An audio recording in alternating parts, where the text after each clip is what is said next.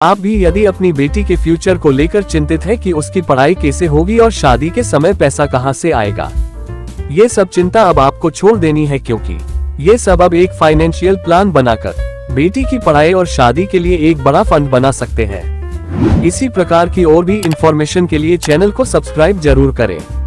सुकन्या समृद्धि योजना एक छोटी बचत योजना है जिसे भारत सरकार ने बेटी बचाओ बेटी पढ़ाओ पहल के तहत लाया गया है।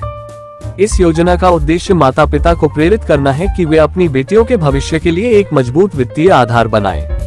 ये योजना विशेष रूप से बेटियों के लिए है। जब बेटी 18 साल की उम्र की हो जाती है तब योजना की राशि मिले तथा उसका उपयोग उसकी उच्च शिक्षा या शादी के लिए किया जा सके। इन सभी समस्या के लिए आपको अपनी बेटी के नाम से सुकन्या समृद्धि योजना में पैसा जमा करना और फ्यूचर की सभी फाइनेंशियल प्रॉब्लम से छुटकारा मिल जाएगा।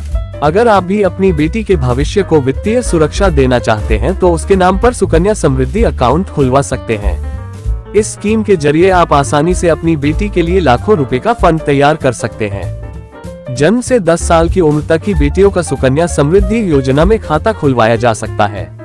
एक परिवार में अधिकतम 2 लड़कियों के लिए ये खाता खोला जा सकता है। जुड़वा या 3 बालिका बच्चों के जन्म के मामले में 2 से अधिक खाते खोले जा सकते हैं।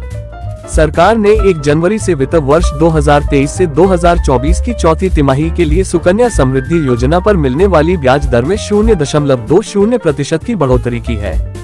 इस योजना में निवेश करने पर अब सालाना 8% के बजाय 8.20% ब्याज दिया जाएगा।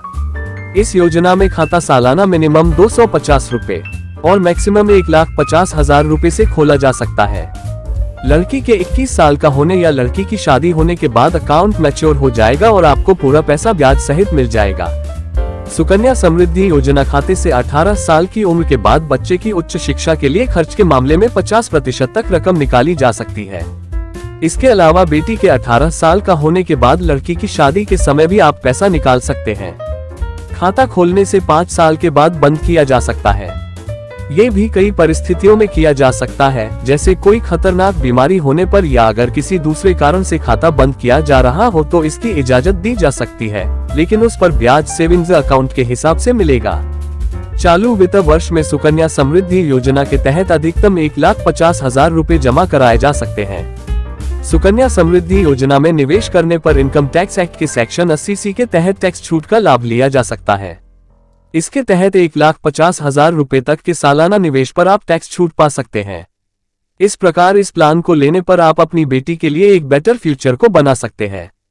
इस प्लान के बारे में आपके क्या कमेंट्स हैं हमें जरूर बताएं। साथ ही यदि आप चैनल पर पहली बार विजिट कर रहे हैं तो चैनल को सब्सक्राइब करना ना भूलें।